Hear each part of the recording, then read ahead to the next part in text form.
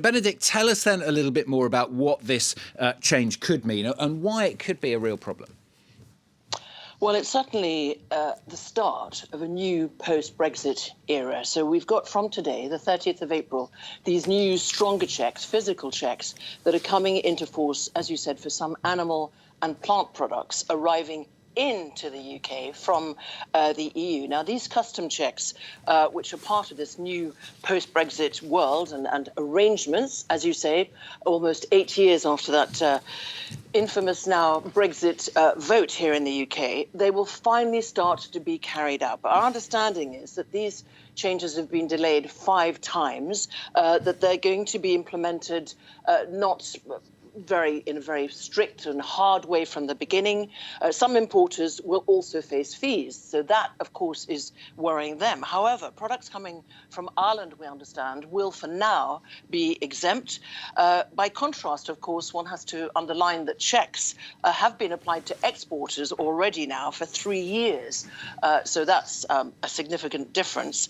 And of course, there's been this fear from particularly small and medium-sized companies that this will hurt them exponentially far more. So we will see what the reality is, but perhaps that will be a slow, newer reality that we will see. So what the authorities here say is that they're going to implement it in a sensible and controlled way. They say their long-term objective is to inspect each shipment that comes into the country to limit that risk of disease, also to comply, of course, with global trading rules.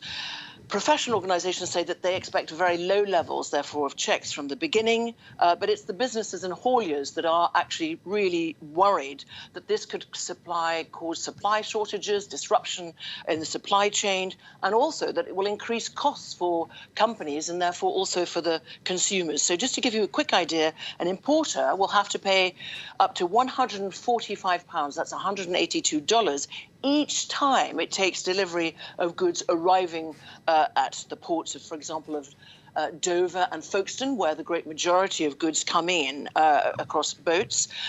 Such companies face paying an extra $375 in English money, that's £300 per shipment of goods when the cost of certificates is added. And that, says the government, means the UK could face a total additional cost of £330 million.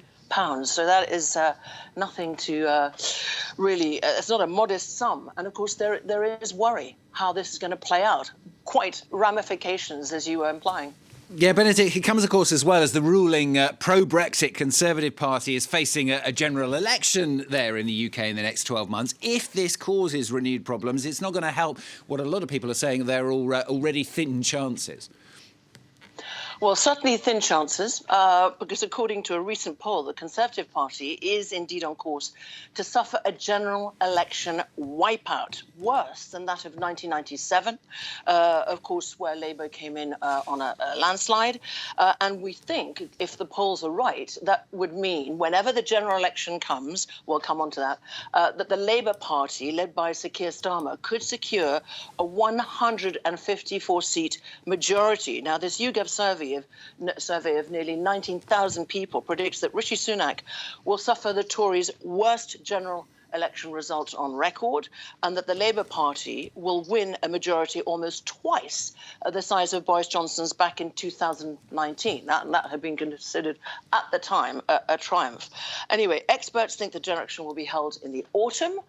The betting is on the second week of November, but let's be careful. Rishi Sunak did not rule out a July election. All he said is it will be in the second half of the year.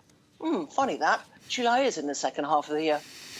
You never know. We shall wait and see. You never know. We're on standby. Exactly. Benedict certainly is on standby. Thanks very much, Benedict, our correspondent, Bénédicte Paviot, joining us from London.